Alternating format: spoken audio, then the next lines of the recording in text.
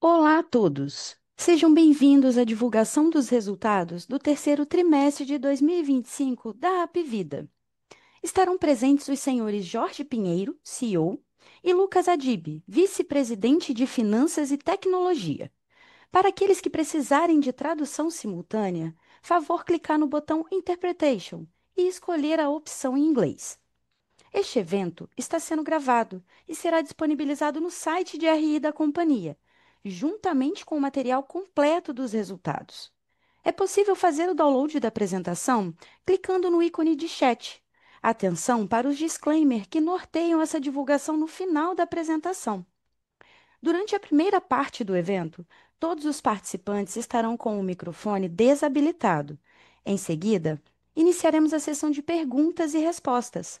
Para fazer perguntas, vocês devem clicar no ícone Q&A na parte inferior da tela e escrever o seu nome, empresa e idioma para entrar na fila. Agora, passarei a palavra ao CEO Jorge Pinheiro, que iniciará a apresentação. Jorge, pode prosseguir, por favor?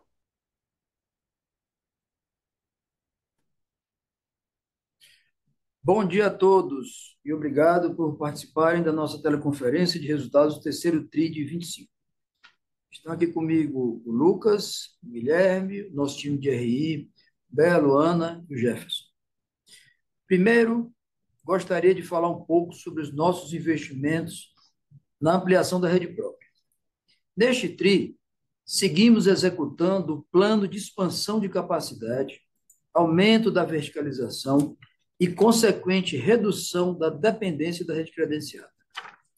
Desde o início do ano, já abrimos 7 novos hospitais e 25 unidades ambulatoriais em praças estratégicas. No total, foram abertos quase 1.000 leitos, dos quais cerca de 500 já se encontram operacionais. Em determinadas regiões, a adição de rede veio para sustentar o crescimento de carteira, onde já operávamos no limite da nossa capacidade e onde continuamos crescendo. É o caso, por exemplo, de Fortaleza, Manaus, Belém. Em outras regiões, as aberturas vieram com o objetivo de aumentar os níveis de verticalização, como aqui em São Paulo. Por exemplo, nossa nova unidade avançada de diagnósticos, Advance, na Brigadeiro, já vem atraindo o público PPO para o qual foi construída. Depois dessa jornada intensa de inaugurações em 2025, os próximos hospitais a serem abertos, localizados no Rio de Janeiro, São Paulo, Mato Grosso do Sul, estão previstos para 2027. Toda essa capacidade adicional de agendas médicas, de leitos, de unidades ambulatoriais, de uma maneira geral, facilita o acesso, aumenta os níveis de satisfação dos clientes e sustenta vendas futuras. Na região Sudeste, em especial, esse movimento nos permitirá ter níveis de verticalização mais próximos ao observado em regiões mais maduras, o que naturalmente nos garantirá mais sustentabilidade e previsibilidade. Em resumo, a expansão da rede própria é deliberada e direcionada de forma estratégica. Aliás, todos os nossos indicadores de satisfação do beneficiário apresentaram melhora no ranking ANS, IGR, total de NIPS e nota do Reclame Aqui. Agora, falando um pouquinho do diagnóstico do TRI. Foi um trimestre desafiador. A sinistralidade caixa do TRI foi de 74,2, excluindo os sinistros judiciais. Foi 0,4 ponto percentual acima do 3T24, ficando pressionada e acima do padrão sazonal, impactada por frequências mais altas em consumo, consultas, exames, terapias e internações. Quando olhamos para o acumulado do ano, nas mesmas bases comparáveis, a sinistralidade foi de 72,6, contra 72,9 no mesmo período de 2024. Uma leve melhora, portanto, de 0,3 ponto percentual. Além do aumento de frequência de uso per capita, as novas unidades que mencionei agora há pouco trouxeram um custo fixo trimestral incremental de cerca de 82 milhões de reais. com um projetado de aproximadamente 100 milhões para o quarto tri. Como esperado, esse ramp-up de capacidade trouxe duplicidades temporárias com a rede credenciada, ou seja, os custos pré-operacionais e operacionais das novas unidades se somam aos da rede credenciada nos primeiros meses após as aberturas de estruturas com baixas ocupações, pressionando o curto prazo. Sabemos que o efeito dessas pressões na sinistralidade é transitório e tende a diluir à medida que a ocupação aumenta e a carteira volta a crescer. Adicionalmente, tivemos uma sazonalidade desfavorável com o período de virose nas regiões Norte e Nordeste, começando mais tarde esse ano e se estendendo para dentro do terceiro tri. Por fim, tivemos um período prolongado de temperaturas mais baixas e clima seco nas regiões sul-sudeste. Dentre os vetores desse aumento de frequência de utilização que mencionei, uma parte veio para ficar e está diretamente ligada à melhora substancial na percepção de qualidade que nossos clientes têm da companhia. Por exemplo, em quase 80% das vezes, temos atendido em menos de 15 minutos os pacientes em nossas unidades em pronto-socorro aqui na Regional 2. Esse percentual no passado era de 40%. Também praticamente zeramos o backlog de cirurgias e temos apresentado pontualidade na entrega de consultas e exames eletivos. Uma parte da frequência maior está relacionada a fatores sazonais, mas que mudam de um ano para o outro em termos de início, duração e intensidade. Aliás, a curva de sazonalidade, com a frequência que normalmente começa a ceder no início de outubro, atrasou esse ano, mas já começa a acontecer agora no início de novembro, atingindo patamares similares ao do ano passado. Para reduzir a parte da frequência de utilização que identificamos como evitável, temos uma série de medidas em curso. Por exemplo, estamos padronizando as melhores práticas nas nossas unidades de urgência e emergência, calibrando processos que já mostraram um melhor resultado clínico, dentro de uma revisão de práticas e governança para elevar a eficiência e qualidade. Temos vários movimentos de renegociação em curso com rede credenciada, como, por exemplo, em oncologia, diagnóstico, terapias, a nível nacional, que devem trazer benefícios em um prazo mais curto. Temos aumentado negociações com a rede credenciada no modelo de compartilhamento de risco. Estamos inaugurando em breve uma Central Nacional de Anatomia Patológica, a mais moderna e tecnológica do país, que trará aumento de qualidade e reduções de custos, e a primeira deste segmento na nossa empresa. Enfim, são inúmeras frentes de trabalho e de oportunidade. Agora, eu queria falar um pouco mais, dando mais cor, sobre crescimento e nossa agenda comercial. Apresentamos um crescimento positivo de vidas no 3T, que foi de 12 mil beneficiários. Foi um crescimento aquém do que esperávamos e abaixo do nosso potencial. O comportamento foi heterogêneo, com crescimento robusto nas regiões Norte, Nordeste, Centro-Oeste, Sudeste, principalmente na carteira corporativa. Já nas carteiras de PME e coletivo por adesão, o ambiente competitivo acabou ficando mais duro do que esperávamos, com o aumento de agressividade de alguns competidores, principalmente em São Paulo. Por isso, o crescimento tem sido mais lento do que esperávamos. Para recuperar a performance comercial, estamos implementando um pacotão integrado. Reforço na gestão, em times, incentivos, ajustes de produto, tecnologias de vendas, como, por exemplo, tabelas online, precificadores, etc. Foco por canal com correções de execução e apoio de consultorias especializadas. Seguimos com uma postura cautelosa para o curto prazo e positiva para que tenhamos uma boa performance comercial em 2026. Na frente de tecnologia e inovação, conduzimos atualmente 61 projetos com 115 soluções de inteligência artificial. Dessas, 30 já estão em produção, com foco em diagnóstico, especialmente em radiologia, medicina preventiva e operação hospitalar na nossa rede própria. Dentre aqueles que já estão em produção, trago alguns exemplos interessantes. Na IA AutoCID, criamos um modelo que classifica anamneses em subcapítulos de CID, auxiliando o profissional no diagnóstico. Já usamos a IA em mais de 22 milhões de atendimentos, com acurácia de 96% e concordância de 88%. E a IA de No-Show, onde desenvolvemos um modelo que prevê a falta do paciente para consultas eletivas, com 85% de recall e 96% de aderência, a IA reduziu em 17% o indicador de falta de paciente e aumentou em 9% a produtividade médica.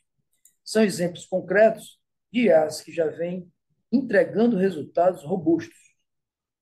Todas essas tecnologias têm o objetivo de trazer mais segurança assistencial, dar mais velocidade diagnóstica e terapêutica e, como consequência, gerar mais eficiência e redução de custos. No campo da pesquisa clínica, temos hoje mais de 900 pacientes participando de estudos em áreas como oncologia, nefrologia, neurologia e obesidade. Estamos utilizando inteligência artificial para qualificar a seleção dos participantes e acelerar a geração de evidências. Nosso centro de pesquisa já publicou 16 artigos científicos nos últimos meses em revistas internacionais indexadas. Na área de educação médica, nosso programa de capacitação Conecta Med já reúne cerca de 7 mil médicos em trilhas online e 1.500 em treinamentos práticos, consolidando-se como um dos maiores programas de capacitação médica do país. Resumindo, mantivemos o nosso compromisso com a ampliação e requalificação da nossa rede própria e o processo de verticalização, que irá permitir um crescimento sustentável e de qualidade no longo prazo. Reconhecemos os desafios do período, com frequência de utilização acima do sazonal, com pressões na urgência e exames, e efeitos de duplicidade na transição da rede. Já começamos a implementar os ajustes necessários, com capturas esperadas para os próximos trimestres, com a forte governança de todas as nossas iniciativas. No curto prazo, nossa prioridade é criar um ambiente de crescimento orgânico sustentável e melhorar os nossos indicadores operacionais. Ao longo de 2026, com o ramp-up da rede e os reajustes, esperamos capturar progressivamente os benefícios da rede própria e reacelerar a geração de valor. Esse é o nosso modelo de negócio, essa é a nossa essência. Quero agradecer mais uma vez aos nossos clientes pela confiança que depositam na nossa companhia, reforçando o nosso compromisso inegociável de servi-los, cuidando da saúde brasileira. Agradeço ainda aos nossos fiéis colaboradores, aos nossos parceiros, médicos, dentistas, corretores, fornecedores e investidores. E agora vamos seguir aqui com os resultados e os destaques financeiros. Lucas, por favor. Obrigado.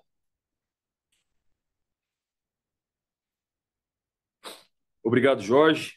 Olá a todos e obrigado por participarem. Vou continuar aqui no slide 4, que está aí na tela. No terceiro TRI 25, a sinistralidade foi de 75,2%.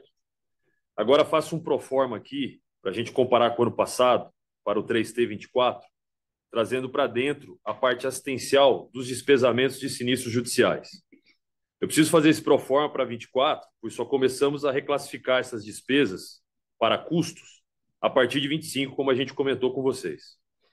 Quando eu faço isso, a sinistralidade proforma no 3T 24 seria de 75,9.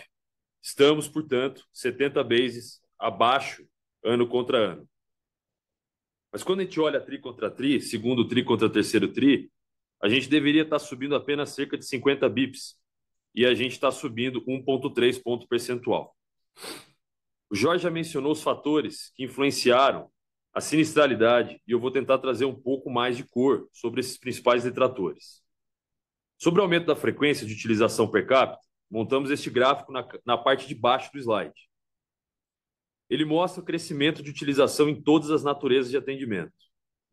Explicando o gráfico, no lado esquerdo, a gente mostra a variação de frequência entre os segundos e terceiro trimestres do ano. Fizemos isso para os anos de 22, 23 e 24 e calculamos a média. Ou seja, os números do lado esquerdo do gráfico mostram os aumentos ou quedas esperadas pela sazonalidade histórica entre 2T e 3T. Do lado direito, foi o que aconteceu de fato em termos de variação neste ano de 25. Veja, quando um aumento era esperado, o aumento real foi muito maior. Quando era esperado uma queda, a queda foi menor. Esse aumento, acima da sazonalidade, trouxe um impacto incremental de 2,6% no custo per capita. Sobre a instalação de novas unidades, que o Jorge mencionou, abrimos 7 novos hospitais e outras 25 unidades assistenciais desde o início do ano. Os hospitais, 2 foram para suportar crescimento de vidas puro, praticamente, na Grande São Paulo, e os demais vieram para suportar a suficiência de rede necessária em praças que não paramos de crescer, onde a ocupação já estava bastante elevada, e devemos diluir este impacto tanto pela vertente de reajustes como pela adição de novas vidas. Esse carrego de custo instalado não deve ser resolvido imediatamente, uma vez que a jornada de adição de novas vidas, o efeito run-in, e de reajustes, deverá tomar alguns trimestres. As novas unidades contribuíram somente no 3T25, com 0,3 ponto percentual incremental ao 2T25. No ano, o acumulado incremental foi de 1,1 ponto percentual na sinistralidade. Só para termos dimensão do tamanho do custo fixo instalado, e só o custo fixo aqui mencionado, a essas novas unidades, estamos falando de 80 milhões de reais só nesse terceiro trimestre e algo em torno de 100 a 110 milhões de reais no próximo trimestre. Os 2 fatores que mencionei, que são os majoritários no impacto do trimestre, representaram 2,3 pontos percentuais a mais na sinistralidade reportada do 3T25. A correção de uma parcela, que é a instalação de uma frequência maior, e as novas unidades, virá de diluição puramente por preço e vidas, como falei, saneando em alguns trimestres. Uma outra parte que conseguimos controlar mais deverá vir por padronizações de melhores práticas e de uma melhor performance de indicadores operacionais assistenciais, da ordem de aproximadamente 1 ponto percentual, igualmente contornável nos próximos trimestres. De toda forma, é importante a gente ressaltar que a verticalização tem sido a maior fortaleza da companhia, e adicionar novas unidades ao nosso portfólio é importante não só pelo descredenciamento necessário da rede terceira, quanto pela qualificação da nossa rede em si, mirando uma melhor satisfação do nosso beneficiário. Esse impacto no curto prazo, em termos de margem, faz parte da estratégia da companhia de aumento do seu repertório de unidades e acreditamos que esse efeito negativo será recomposto ao longo dos próximos trimestres. Trazendo um pouco mais de cor na evolução do volume de NIPs, que são as reclamações dos beneficiários perante a agência, vejam no gráfico na parte inferior esquerda do slide que há uma melhora relevante de cerca de 40% desde o início de 24 e melhora de 20% somente nesse trimestre quanto ao anterior. Toda a capacidade que a companhia vem adicionando, de fato, está se traduzindo em um aumento relevante dos níveis de satisfação dos clientes. Isso tudo tem um custo, como venho falando com vocês ao longo dos últimos trimestres. Do lado inferior direito do slide, podemos ver o IGR, que é o Índice Geral de Reclamações ANS. O número total de reclamações dividido por 100 mil beneficiários, né? Não só estamos melhor do que a média do setor, como a gente também vem apresentando melhoras sequenciais tri contra tri. Passando para o próximo slide, temos as despesas administrativas caixa. Eu vou dividir aqui em 2 partes. A primeira parte é o D&A discricionário, ou seja, a linha de pessoas, localização em serviços, de terceiros, etc. Esse grupo vem se comportando em linha com a inflação para menos no tri contra tri, do jeito que vínhamos guiando vocês desde o começo do ano. Para compararmos a despesa total, precisamos ajustar para alguns eventos pontuais, tanto no 2T25 quanto no 3T25. E lembrando também que a gente passou a realocar sinistros judiciais para o custo desde o início do ano. Ambos os efeitos somaram 208 milhões no 3T25. Todas as principais variações ficaram explicadas ali no release, mas acho importante mencionar alguns pontos. O volume de multas da ANS, que já havia crescido no 2T25, permaneceu pressionado nesse tri. A gente continua vendo uma maior velocidade na emissão de autos de infração pela agência e pelos pagamentos antecipados que temos feito para conseguirmos os descontos. Esperamos cobranças elevadas até a normalização desse backlog, que deve durar pelo menos mais um ano. Como vimos no slide anterior, já que o volume de NIPs vem caindo de forma substancial desde o início de 24, esperamos uma queda da mesma magnitude de autos de infração no futuro. Ou seja, a gente não enxerga esse patamar da forma como posta para o futuro. Tivemos também processos tributários relevantes no segundo TRI que não se repetiram, uma reversão de provisão a maior no 2T em relação à respectiva de liquidação no processo envolvendo ISS. A variação entre trimestres, portanto, tem mais lastro em um comportamento atípico favoravelmente indicado no 2T do que um crescimento no 3T, mas é uma linha que também continua se comportando de uma forma volátil. Por fim, tivemos um volume levemente maior de despesamentos, decorrente principalmente do maior número de dias úteis TRI contra TRI. Em provisões cíveis, tivemos uma recepção e atualização de prognósticos mais desfavoráveis.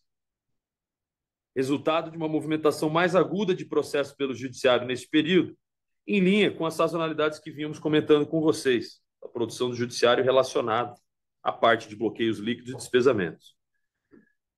O número de despesamento por dia útil e de bloqueios por dia útil, quando a gente compara com o 2T, ele mostra uma estabilização, ainda que nominalmente maior neste TRI, por conta de mais dias úteis, como eu comentei agora. O aumento das provisões dos despesamentos no TRI fizeram com que o indicador que mede as contingências totais sobre a receita ficasse em 3,2%, um aumento na comparação com o TRI anterior, mantendo a cobertura de provisões para depósito estável em 104%.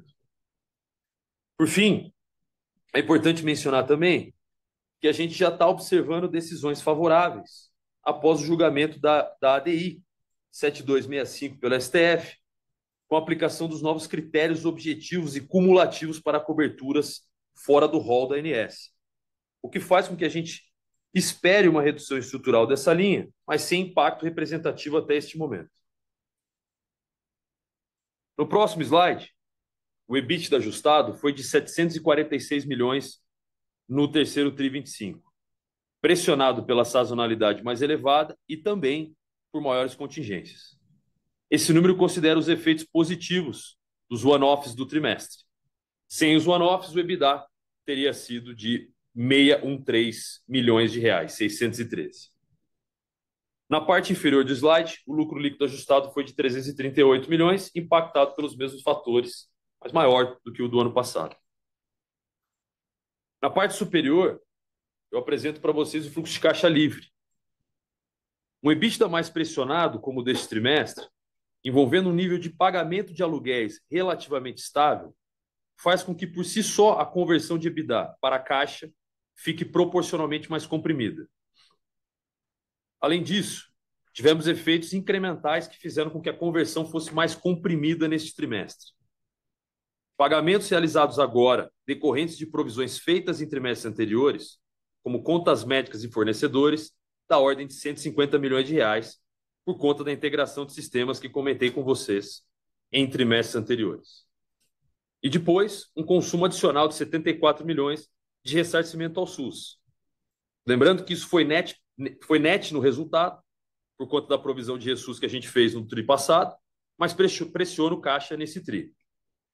Além disso, temos volatilidades intrínsecas, como custos mais carregados nos primeiros meses do trimestre, que reduzem o giro médio do contas a pagar e que fazem com que a conversão trimestral fique abaixo da série histórica. Por conta disso, precisamos considerar a conversão média do acumulado do ano, que está rodando em 65%, muito em linha com a mesma conversão do ano passado. Isso significa que o terceiro TRI foi mais impactado por eventos do primeiro e do segundo TRI, mas que a média dos 9 meses se mantém saudável. No total, a companhia consumiu 52 milhões de caixa no 3T 25. A alavancagem permanece controlada em uma vez EBITDA, nos covenants restritivos, com custo mais baixo e duration mais longo após a 10ª emissão de debêntures ocorrida agora em outubro. Foi a nossa maior, mais longa e mais barata emissão. Com isso, o custo médio da dívida caiu de CDI mais 1,31 para CDI mais 1,13 e o duration passou de 3,5 para quase 4 anos. Bom, eu finalizo aqui a apresentação Acho que a gente precisa ser humilde e realista para assumir que o resultado do TRI não é bom. As nossas expectativas são maiores e sabemos onde podemos chegar e iremos, mas toda estratégia, todo plano tem suas lombadas, suas curvas e seus desafios. Alguns deles fazem a gente questionar muita coisa, mexem em algumas estruturas e são bons para reforçar o caráter, mas não tiram quem é forte do caminho certo e a gente tem plena convicção de que o caminho é esse.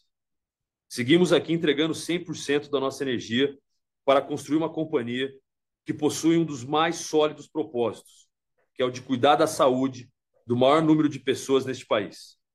E momentos e passos como este são inevitáveis e fazem parte dessa jornada de qualificação do nosso serviço, expansão da nossa rede e solidificação das nossas bases para voltarmos a crescer de forma vigorosa, como já fizemos e muito bem no passado. Agradeço mais uma vez pela paciência e atenção de todos vocês. Eu vou abrir agora para as perguntas e a gente segue à disposição. Muito obrigado. Agora, iniciaremos a sessão de perguntas e respostas. Ao ser anunciado, uma solicitação para ativar o seu microfone aparecerá na tela. E então, você deve ativar o seu microfone para fazer perguntas. Solicitamos, por gentileza, que façam no máximo 2 perguntas por pessoa e que sejam feitas todas de uma única vez. Vamos à nossa primeira pergunta. É do Samuel Alves, do BTG Pactual. Samuel, iremos habilitar o áudio para que você possa realizar a sua pergunta. Samuel, pode prosseguir, por favor. Bom dia, Jorge. Bom dia, Lucas. Bom dia a todos. São 2 perguntas aqui do nosso lado. A primeira é um pouco sobre despesa de contingência, né? Quando a gente olha essa linha ali dentro das despesas corporativas, né? A gente notou um aumento, né? Nesse trimestre depois daquela estabilização que a gente vinha vendo. É, e vocês comentaram um pouquinho na apresentação. Vocês imaginam assim que as iniciativas adicionais, né, a maturação das iniciativas que estavam sendo tomadas pela companhia desde o ano passado, podem continuar mostrando aqui talvez alguma melhora ao longo do tempo? Teve algum fator um pouco mais extemporâneo aqui, pensando no terceiro tri relacionado com a frequência também, que possa ter sido um ofensor aqui dessa despesa de contingência? E a segunda pergunta é um follow-up em cima de um comentário que o Lucas havia feito, né, sobre o backlog do SUS, né, que ele deve demorar um pouco mais de um ano, só para validar um pouco desse entendimento. A gente tinha entendido anteriormente que boa parte desse backlog já havia sido zerado. Se vocês pudessem até quantificar, o quanto que esse backlog pode ser, imagino que a companhia tem alguns cálculos com relação a isso, o quanto que isso pode pesar aí nos próximos 12 meses, esse backlog dessas cobranças aí retroativas. Obrigado.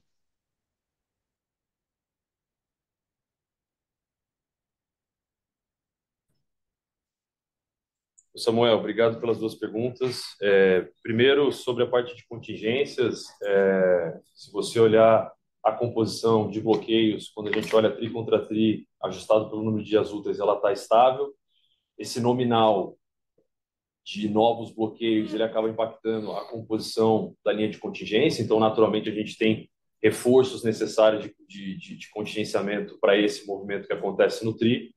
A gente vem trabalhando para isso cair TRI contra TRI, a gente está fazendo aqui uma série de iniciativas, é um movimento super dinâmico e o cenário continua desafiador, né? A gente continua lutando aqui para que essa linha garanta de uma estabilidade para queda, então eu não consigo precisar aqui para você a nossa visão de longo prazo, mas a gente segue lutando para que isso se mantenha pelo menos estável, como está TRI contra TRI, mas que ele continue caindo para os próximos trimestres com a quantidade de iniciativas que a gente vem fazendo aqui dentro da companhia, especificamente mencionando aqui a questão dos bloqueios que pressionam naturalmente a linha de contingência que você menciona, né?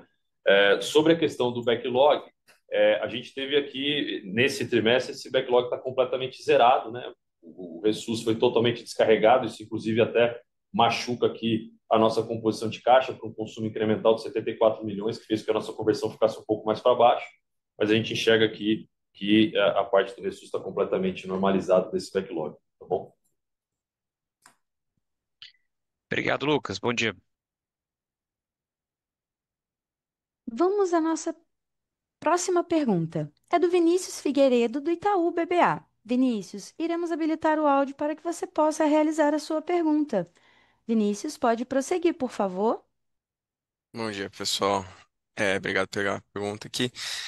É, o primeiro tópico aqui que eu queria falar é sobre o top line, né? O que acabou chamando bastante a nossa atenção aqui no trimestre foi que a receita bruta ela desacelerou bastante, né? Você teve um crescimento aqui de 5% ano contra ano.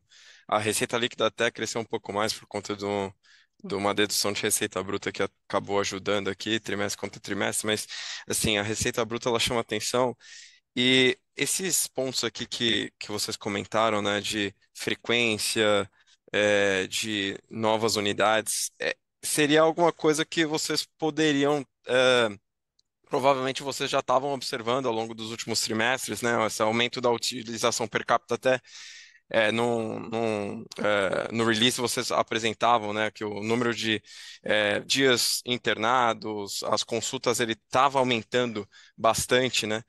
Isso, uma parte disso veio para ficar. Então, eu estava tentando entender assim, quando que vocês perceberam esse ambiente mais pesado com a frequência, até uma judicialização talvez um pouco mais pesada do que era a projeção inicial, e quando que isso daqui começou a ser passado aqui na reaceleração dos repasses, né? Ou se isso ainda não foi adotado, né? Então, assim, só para a gente tentar entender se vai ter alguma reaceleração de ticket para conseguir incorporar esse custo por beneficiário que acabou sendo um pouco mais pesado, custo e a despesa também, né? E aí, o segundo tópico seria, dentro desses 100 bips, né, que foi comentado no começo do call pelo Lucas, falando sobre melhores práticas no protocolo, acho que tentando endereçar uma parte da frequência aqui que não é estrutural. A minha pergunta seria como que isso acaba conversando, como essas tais medidas aqui, elas acontecem sem você piorar os dois pontos também que na despesa acabou penalizando o resultado, que é tanto a judicialização, né, quanto na parte aqui de multas da ANS. Como que você consegue voltar um pouquinho atrás, ter uma regulação talvez um pouco, com um protocolo um pouco mais rígido, sem que a judicialização acabe ficando um pouco pior, sendo que a multa da ANS acaba ficando um pouquinho pior. Então, eram essas as minhas perguntas. Obrigado.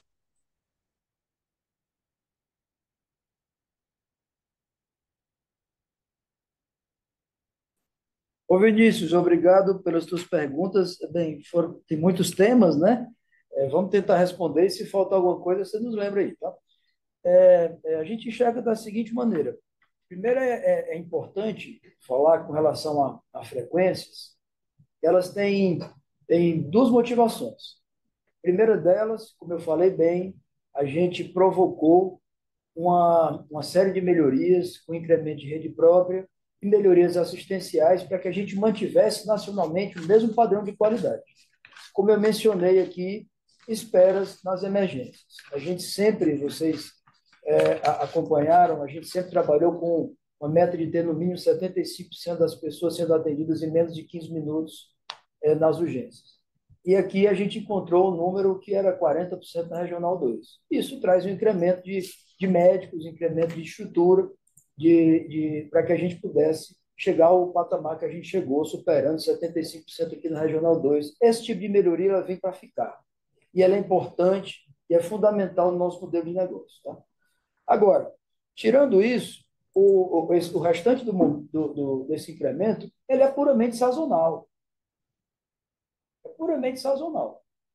E se a gente observar os 9 meses do ano passado contra esse, nós tivemos, inclusive, uma melhora da sinistralidade. O que houve foi um deslocamento temporal e uma concentração no terceiro tri. Naturalmente, isso já aconteceu em trimestres anteriores, anos anteriores, em que houve uma antecipação. Isso afetou mais o segundo e até o primeiro. Esse ano foi diferente. Esse ano pegou mais o terceiro tri. Por exemplo, os números de procuras em prontos socorros, hoje, nessa data, em novembro, já está igual ao novembro do ano passado. Então, ele tardou um pouco mais para o terceiro tri, pegou ali outubro, mas novembro, as procuras em pronto-socorros já têm os mesmos níveis do ano passado, mostrando que parte dessa sazonalidade, ela respeita essa curva e ela tende a voltar ao normal, até porque a carteira não muda de perfil durante um ano para o outro. Então, ela mantém basicamente similaridades. Então, a gente deverá observar essa presença mais forte que a gente teve no terceiro TRI, cedendo, como já cedeu aqui no principal indicador em outubro, já voltando ao nível anterior. Com relação ao incremento da rede própria, pessoal, é importante ressaltar que esse movimento ele é fundamental em duas vertentes diferentes. Na Regional 1, a gente, depois de ter feito a operação aqui com a NBI, como a empresa chegou ao nível de alavancagem mais alto do que o que a gente esperava, ali batendo quase 3 vezes, nós passamos 2 anos, um pouco mais do que isso, puxamos o freio de mão e reduzimos CAPEX. Nós tínhamos um objetivo claro de chegar a um patamar de alavancagem super saudável. Chegamos aí uma vez, talvez, se não for a melhor, uma das melhores e mais saudáveis de todo o setor. Chegamos nisso. Foi então que no ano passado a gente apresentou para todos vocês um plano fundamental, importante, de expansão e qualificação da rede própria. Da Regional 1, a gente precisava fazer porque a gente continua crescendo com frequência, continua crescendo de maneira sólida. E as unidades já tinham chegado a patamares de 85% de ocupação. Então, é um movimento que faz com que a gente incremente essa rede própria, ela traz um custo temporal, mas com o natural crescimento que já ocorre na Regional 1, isso vai se diluir. Com os reajustes também, isso vai se diluir ao longo do tempo. Isso é mais do mesmo. O que houve foi que a gente segurou um pouco o investimento, soltou agora e vai haver uma diminuição ao longo dos próximos TRI, fatalmente, continuando a fazer mais do mesmo que a gente vem fazendo. Agora, na Regional 2 é diferente. Tem uma diferença de nível de verticalização para a Regional 1 que faz com que o nível de eficiência seja mais baixo. Então, aqui a gente tem que cobrir esse gap entre as duas regiões. Então, os investimentos aqui servem muito principalmente para trazer atendimento da rede credenciada para vir para a nossa rede própria. Esse movimento no curto prazo, ele pesa, porque eu tenho despesa pré-operacional nas novas unidades, tenho despesas operacionais com baixa utilização. Durante esse período, eu recebo fatura da rede credenciada, até que, ultrapassado um período, quando a gente consegue amadurecer isso e trazer para dentro de casa, o resultado é melhor do que o anterior. E, por fim, nós temos rede própria também, que vai nos abrir novos mercados, como é o caso do Rio de Janeiro. Tem uma oportunidade gigantesca de crescimento, estamos crescendo por lá, mas a gente tinha uma rede própria muito insuficiente. Então, é um pouco disso a nossa estratégia, que seguramente isso vai nos levar a um nível de competitividade muito sólido no futuro, e nós estamos mirando esse incremento conforme a gente compartilhou com vocês nos últimos meses. Com relação a protocolos e com risco de judicialização, eu não creio que isso venha acontecer. Primeiro, o Lucas acabou de dizer que o número de bloqueios e despesamentos por dia útil está estável. Tá? O número de liminares que a gente recebe tem sido estável, em torno de 200 e poucas por semana, isso há bastante tempo. A boa notícia que nós temos aqui é que a decisão do STF já fez com que, nas primeiras semanas, já quase 30% das liminares em que a gente defendeu, alertando a decisão do STF, que é vinculante, 30% dessas liminares que a gente perderia anteriormente, nós conseguimos ganhar. Ainda é pouco. Eu acho que o trabalho de divulgação, que demora para fazer com que os juizados de primeira instância tenham ciência do que decidiu o STJ, leva um tempo.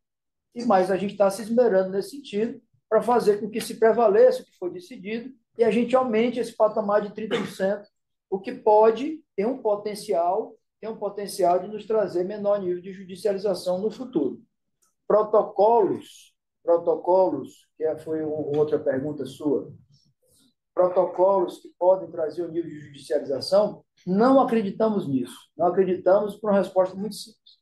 O que há aqui é a identificação de práticas que têm trazido melhor desfecho clínico e que têm maior eficiência, que na hora em que a gente identifica, isola, a gente padroniza nacionalmente. É esse o trabalho que está sendo feito. E sim, nós já identificamos várias oportunidades em que, numa operação nacional, tem ilhas de eficiência e que não são repetidas em outras unidades. Então, na hora que a gente identifica, repadroniza e amplia nacionalmente, a gente ganha do ponto de vista de qualidade assistencial e também consegue reduzir custos. Então, pessoal, de uma maneira geral, eu queria dizer para vocês que esse TRI foi um TRI que ele pesou mais em volumes, em função da sazonalidade, mas que ele naturalmente cede, e cederá, e já está cedendo, como eu acabei de falar agora em novembro, que o PS baixou. A rede própria é absolutamente fundamental, importante, necessária e alinhada com o nosso planejamento consistente de longo prazo, é que a gente tenha uma rede própria e, com isso, uma estrutura de custos que nos permita sustentavelmente continuar crescendo. Desculpa a resposta mais longa, mas eu queria dar esse contexto, Vinícius. E aí eu vou passar para o Lucas aqui para falar um pouco mais de crescimento de receita. Fala, Vini, tudo bem? Obrigado pela pergunta. Sobre crescimento de receita aqui, a resposta é mais fácil, mais simples. A gente teve uma leve desaceleração no crescimento da receita TRI contra TRI e ano contra ano, quando eu comparo com o ciclo de 24, por um ciclo de reajustes 1,5, 1,2 menor do que o ciclo anterior. Então, a gente vem num ciclo de reajuste um pouquinho menor. E a detração de mix aqui, ela passa a ter uma repercussão importante nesse trimestre, né? A gente abriu aqui até para você, será uma demanda longa do mercado, de ter um pouco mais granular a visão de como que estava a nossa performance comercial por região. Então, a gente abriu aqui no release essa composição. E se você notar, a gente tem uma preponderância das adições líquidas nos canais corporativos, que naturalmente tem um preço um pouco menor. E isso detrata a minha composição de mix e, consequentemente, o reajuste líquido do top line. Em detrimento de um ambiente ainda desfavorável, especialmente na região 2 aqui, sul-sudeste, nos canais massificados que tem ali um ticket maior. Então, o mix aqui ele acaba detratando, somado o mix, a detração de mix com um reajuste um pouco mais leve do que a gente vinha passando, você observa uma leve desaceleração no crescimento da receita líquida também, tá bom? Tá ótimo. Obrigado, pessoal. Bom dia. Vamos à nossa próxima pergunta. É do Leandro Bastos, do Citi. Leandro, iremos habilitar o áudio para que você possa realizar a sua pergunta. Leandro, pode prosseguir, por favor. Oi, pessoal, bom dia, obrigado. São duas aqui também. A primeira, acho que ficando nesse tópico aqui do ticket, só queria entender um pouquinho, assim, qual que é um pouco da cabeça da empresa, né, dado esses incrementos de custos fixos com as novas unidades, se a estratégia vai ser tentar acelerar realmente esse nível de reajuste até as novas tabelas, para financiar um pouco isso, ou se o ambiente competitivo mais duro, que até vocês mencionam aqui na apresentação, deveria impedir e segurar reajustes meio que semelhantes, se puderem passar um norte, assim, como que a gente pode meio que esperar que essa parte de precificação, acho que seria um primeiro ponto. O segundo ponto, voltando aqui para as despesas, eu queria perguntar assim, de duas linhas específicas, acho que os colegas exploraram outras, mas aqui no G&A, o pessoal, também a parte de comissão, acho que as duas aqui tentando ajustar pelos efeitos que vocês abriram no resultado, acho que tiveram um degrau, né? Então, acho que entender um pouco a recorrência disso e se tem oportunidade aqui para eventualmente diluição, principalmente aqui no pessoal do DNA para frente. São esses os pontos. Obrigado.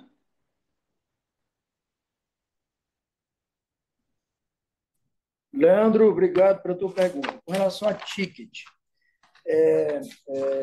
nossa expectativa agora para final desse ano é de reajustes médios na ordem de 10%, reajustes médios. No começo do ano, pegando a nossa estratégia do ano passado, ele era maior em quase 2 pontos percentuais, em torno disso. Olhando para frente, a gente ainda não definiu, não fechou a peça orçamentária, mas ele não deve ter grandes variações, em princípio, com essa política que a gente vem mantendo, reajustando aí algo em torno de 10, pode ser um pouco mais, um pouco menos, mas deve girar em torno disso. Nós não vemos necessidade de incremento de ticket médio, nem em vendas e nem em reajuste do portfólio. Isso porque, quando a gente faz a avaliação sinistral, atuarial, a gente considera o período. E é claro que eu não posso fazer uma avaliação atuarial com base no trimestre. Eu tenho que fazer a avaliação atuarial com base no período de um ano e observando a curva sazonal. Então, como a gente entende que a sazonalidade ela tem uma data para subir volumes e uma data para fechar, a gente considera um ano completo e, segundo nossa área atuarial, não há necessidade de recomposição adicional de ticket médio.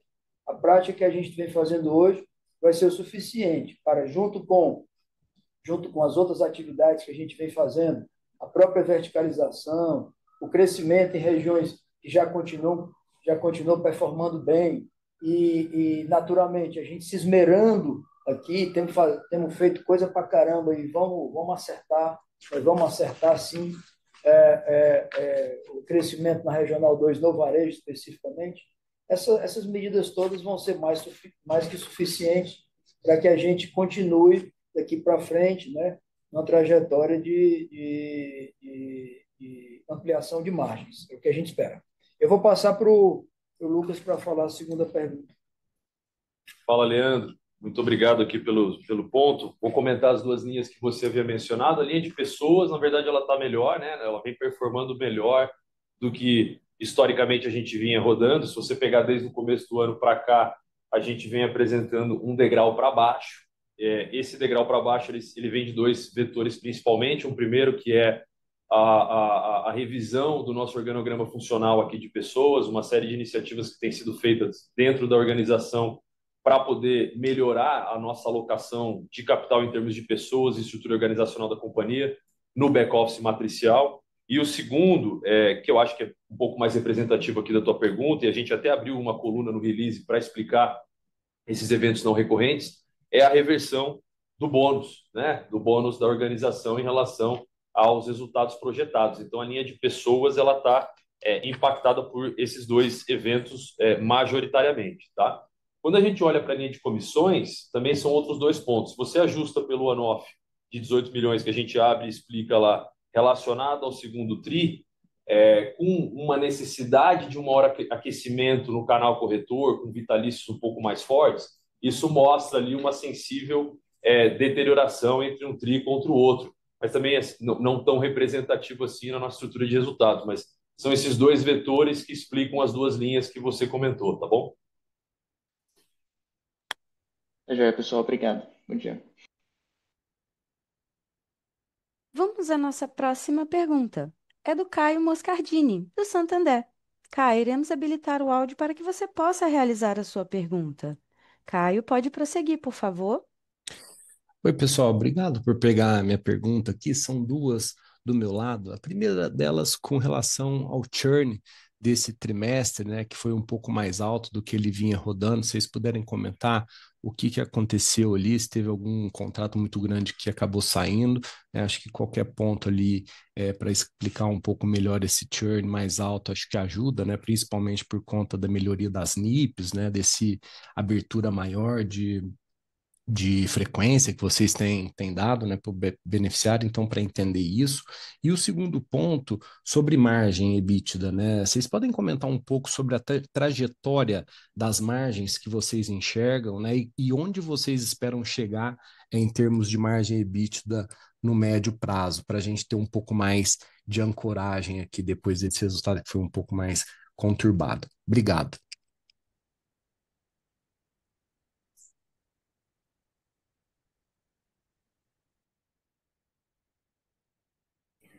Legal, Caio, obrigado.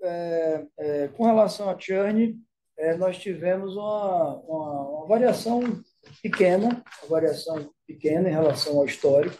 Se você avaliar uma série mais longa, o churn vem cedendo trimestre após trimestre, e a gente espera que ele continue na mesma linha de melhoria, em função de toda a melhoria de qualidade assistencial, etc. O churn maior tem sido de PME, principalmente na Regional 2, em função de uma competitividade maior.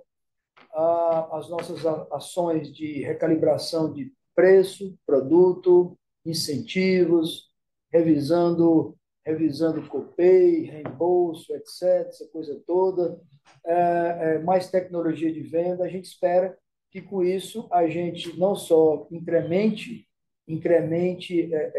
vendas na Regional 2, assim como a gente continue a trajetória que a gente vem observando nos últimos trimestres de redução de churn. Então, isso naturalmente pode ter uma lombada, mas a tendência que a gente olha, a tendência que a gente observa é de ter uma linha comportada no churn. Eu vou passar aqui para o Lucas para falar sobre expectativas de margem. Boa. Obrigado, Caio. A gente tem uma visão aqui que, na nossa trajetória de reperfilamento das nossas unidades, adição e expansão da nossa capacidade assistencial, naturalmente, por esses motivos todos que eu comentei aqui no call, a gente vai ter aqui uma lombada que ela deve durar alguns trimestres, né? Esse momento que a gente está vivendo, ele vai partir de duas necessidades muito importantes para a organização. Uma primeira, uma visão muito integrada e muito cuidadosa dos nossos indicadores operacionais assistenciais, para que a gente volte ao patamar que a gente rodava nesses indicadores, tá? Eles acabaram desencaixando entre o segundo e o terceiro trimestre, e a gente tem um trabalho importante aqui de repactuá-los no sentido de eles voltarem para os patamares históricos. Então, isso é super importante para essa trajetória desses próximos trimestres, para a gente voltar à nossa jornada construtiva tri contra tri que a gente vinha apresentando para vocês ao longo dos últimos trimestres. Junto com essa, naturalmente, tem um trabalho importante aqui de otimização do nosso back-office matricial, da forma como a gente trabalha aqui em linhas que estão sensibilizando o resultado da companhia tri contra tri, nomeadamente a parte de provisões e da judicialização, que a gente precisa e espera uma estabilização para a queda. Então, esse é um primeiro vetor importante para a gente voltar a falar de expansão de margem EBITDA olhando para frente, né? Um segundo ponto natural vem da parte de reajustes, que a gente continua praticando o nosso ciclo de reajustes. Esse ciclo de reajuste ele continua muito construtivo. O ambiente competitivo ele pressiona um pouco em algumas circunstâncias, mas a gente vem continuando passando o nosso reajuste. E o reajuste e o crescimento de vidas é fundamental para que a gente consiga diluir essa estrutura de custos instalada da companhia e, consequentemente, volte a expandir margem olhando para frente. Então, esses dois principais vetores, né, e são vetores matemáticos, denominador e numerador, entre adição de novas vidas saudáveis e reajuste saudável da organização, com o controle matricial das nossas despesas, dos nossos custos, vão fazer com que a gente consiga, mais e menos tempo, diluir esse impacto que a gente apresenta para vocês aqui nesse trimestre. Então, a gente continua muito alicerçado numa margem EBITDA, que é a que a gente vinha conversando com vocês, ela vai demorar um pouco mais para chegar. Eu acho que já é, talvez, aqui a segunda vez que eu, pessoalmente, falo isso para vocês, que ela vai demorar um pouco mais para chegar, porque eventos aconteceram ao longo desses últimos 2 anos. Eu não preciso citar, mas tivemos eventos no ano passado e eventos neste ano que fizeram com que a nossa visão prospectiva de margem tivesse que ser acomodada em termos do que a gente tinha de pretensão e timing e do que efetivamente vai acontecer. Mas acho que é super importante a gente ter dimensão aqui, Caio, que é o seguinte, a companhia melhora em praticamente todos os seus KPIs de natureza assistencial quando a gente olha para o beneficiário na centralidade. É natural que isso tenha um custo. A gente vinha falando com vocês, tri contra tri, olha o quanto que eu estou melhorando de NIP, olha como eu estou colocando o beneficiário no centro do meu negócio, olha como isso é disruptivo para uma mentalidade da operação e olha como isso deve destravar crescimento para a organização. Tudo que vem sendo requerido e que vem sendo colocado pela nossa área comercial tem sido feito um esforço tremendo pela organização. Nossas áreas operacionais, nossas áreas de precificação, nossa área de tecnologia, a gente vai transformar a companhia a partir da tecnologia. A tecnologia está saindo de ser um ambiente de back-office e entrega de demandas e artefatos tecnológicos para poder fazer a centralidade do nosso negócio, vai transformar a companhia a partir da tecnologia. E isso vai ter repercussões dramáticas, não na nossa estrutura matricial de back-office, como as automações, mas na mudança do negócio em si. Tem tanta coisa maravilhosa acontecendo aqui do ponto de vista tecnológico. Eu posso falar para você em primeira mão, que eu venho liderando essa frente, que dá muito ânimo saber o nosso potencial e saber que a gente vai chegar lá. Isso aqui é uma lombada. A gente está passando por uma lombada, né? E essa lombada ela pode durar esse trimestre, alguns trimestres, mas depende muito desses vetores que eu comentei com você inicialmente. Mas a gente tem que lembrar aqui muito da convicção que a gente tem. Estamos melhorando dramaticamente os nossos indicadores assistenciais. A percepção do usuário tem melhorado na ponta, que reflete na redução de nível. A gente tem se você pegar o IGR composto de todas as nossas operadoras, a gente está melhor que quase todos os nossos competidores, se não todos. Tirando uma ou outra dispersão regional, que tem particularidades locais. Então, isso deveria refletir uma confiança da administração de falar assim: estou no caminho certo, estou passando por esse momento que estava na nossa visibilidade de entrega. Tem ajuste para ser feito, sem dúvida. Tem melhorias para serem feitas na organização? Não tenha dúvida disso. A gente trabalha aqui incansavelmente buscando melhorias e fazendo as nossas meia-culpas internas de temas que a gente precisa transpor. Mas eu acho que a gente precisa levar em consideração que esse trimestre que a gente teve aqui, que ele é aquém do nosso esperado, ele é uma etapa interlocutória dentro dessa jornada da companhia de expansão de margem, de acessibilidade, de melhoria do atendimento na ponta, para a gente poder voltar a crescer vigorosamente. A gente tem que crescer e a gente vai crescer. Estamos fazendo por onde aqui, né? Então, é um pouco essa convicção que eu posso passar para você. Eu me alonguei aqui um pouquinho, até fico um pouco inflamado falando desses assuntos aqui quando a gente fala de tecnologia, porque é um assunto muito interessante aqui que eu tenho olhado muito de perto e estou muito empolgado com a quantidade de oportunidades que a gente tem aqui na empresa, mas basicamente era isso. Né?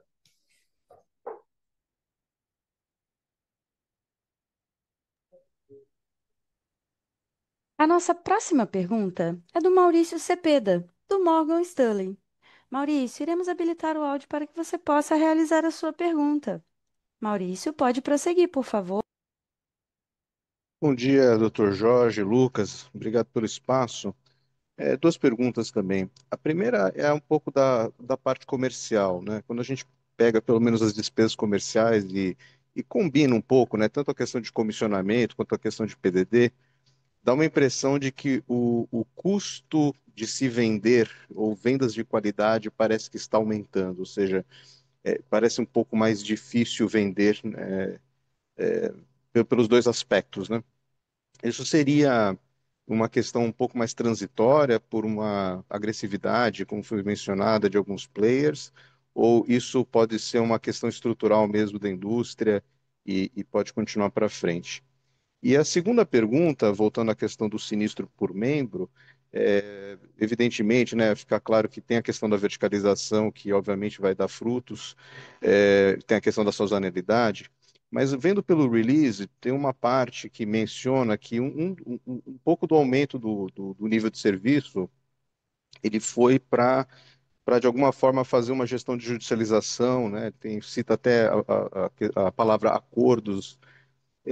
Isso seria algo mais preventivo, né, da judicialização, ou seja, uma forma de evitar que o problema escale, e se assim for, isso seria algo mais transitório, enquanto vocês estão melhorando os níveis de verticalização, ou isso pode ser de fato estrutural, seria uma medida permanente para evitar que os problemas escalem como escalaram no passado. Obrigado.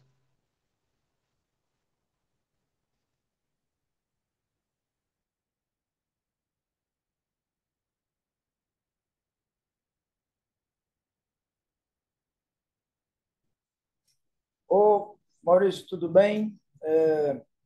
Vou começar aqui pelo comercial. Sim, tem uma pressão um pouco maior em alguns canais, principalmente com incentivos em alguns canais, que eles fazem uma pressão por aumento do seu CAC, de curto prazo na minha avaliação. É claro que na hora que a empresa tiver um crescimento mais vigoroso, isso pode ser pressionado. Por outro lado, nós temos feito uma série de medidas que podem reduzir o custo de aquisição de clientes, notadamente na área de digitalização de vendas, que vai ser objeto no futuro, a gente compartilhar boas novas com vocês.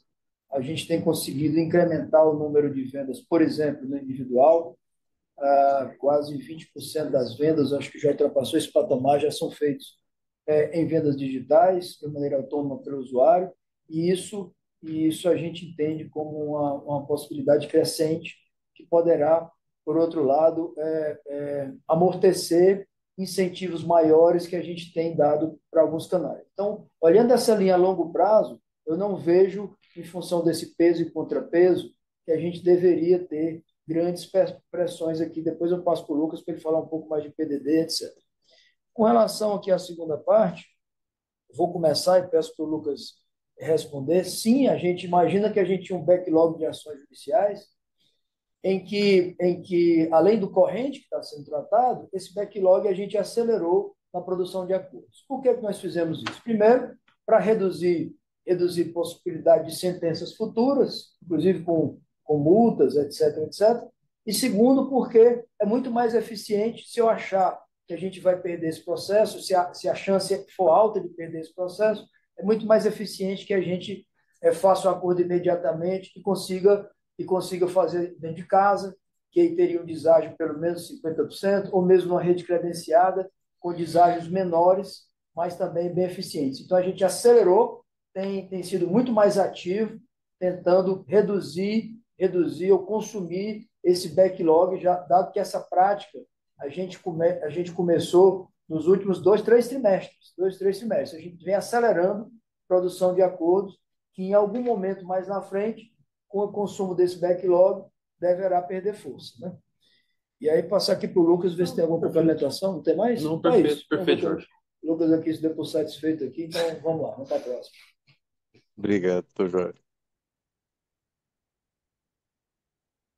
A nossa próxima pergunta é do Joseph Giordano, do JP Morgan. Joseph, iremos habilitar o áudio para que você possa realizar a sua pergunta.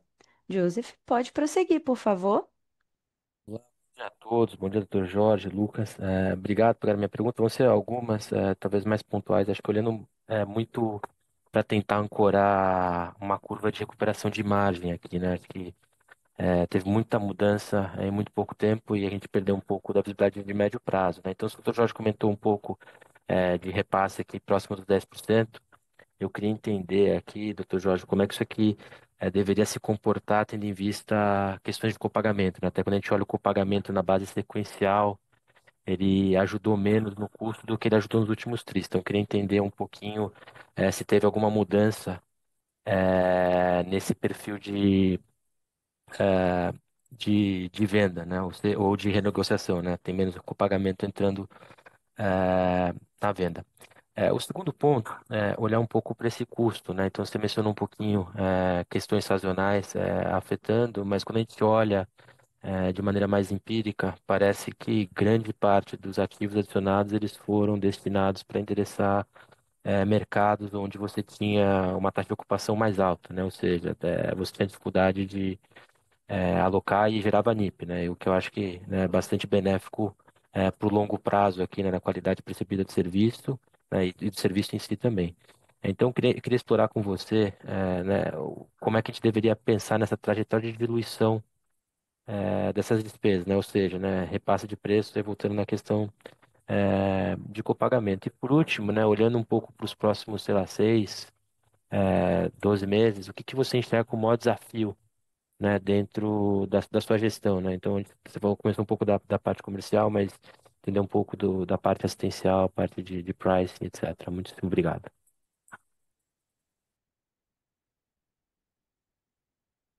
Contigo aí. Obrigado, Joseph. Vamos lá. Com relação à recuperação de margens, é assim. Imagine que a gente acaba de anunciar 7 novos hospitais que já estão funcionando, tem mais alguma coisa que entra em funcionamento agora no quarto tri, que naturalmente pressionam bastante o curtíssimo prazo. A jornada de reajustes e o crescimento em regiões maduras, que a gente acaba de abrir hospitais. Por exemplo, Manaus, Belém, Fortaleza, Recife, Salvador, em todas as cidades, a gente estava com capacidade já comprometida e aumento da capacidade traz uma pressão de curto prazo, mas como são praças que a gente cresce, o crescimento, continuar crescendo adicionalmente aos reajustes, vão nos trazer, nos próximos TRI, naturalmente, a recomposição de custos. E mais ainda, na hora que a gente abre a nova unidade, ela nos pressiona em custo de curto prazo, mas ela nos dá uma oportunidade de ser mais competitivos. Porque eu tenho ociosidade dentro de casa e me permite que eu tenha tabelas de venda que sejam mais agressivas do que antes. E agora nós estamos fazendo exatamente isso. Ao passo que a gente provoca inaugurações, a gente revisita preço. Isso nos permite que a gente venda mais a curto, médio prazo, longo prazo, porque nós temos estruturas ociosas.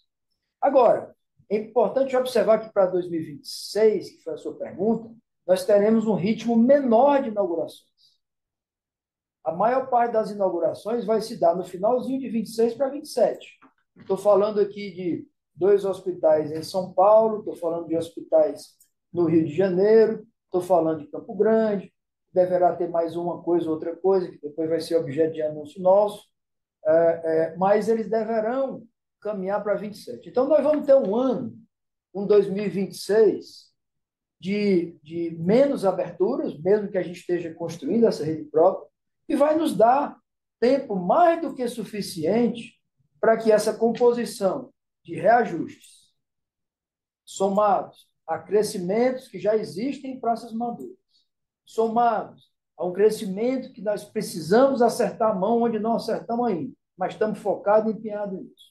E todas as medidas que a gente tem dentro de casa, o Lucas aqui mostrou, por exemplo, que a variação, se a gente não tivesse feito medidas internas, a variação de sinistralidade teria sido 2,3, Lucas. Isso. Na verdade, ela foi quase a metade disso, porque nós temos ações feitas dentro de casa. Tem prevenção, tem tecnologia, tem padronização, tem repactuação com rede credenciada, compartilhamento de risco. Tem uma série de medidas, pessoal. São centenas de iniciativas que a gente tem, essa é a verdade, que vão nos ajudar, junto a crescimento, a esse ano de 26, fazer recomposição de margens. Isso acontecerá naturalmente.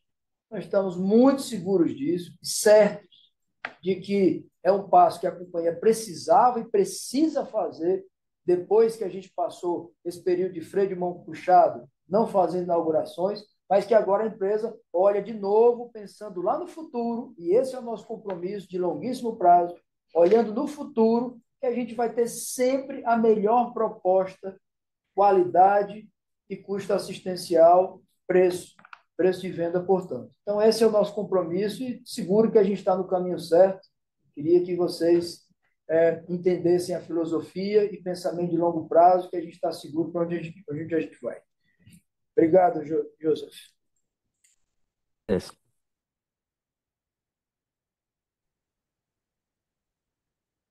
A sessão de perguntas e respostas está finalizada.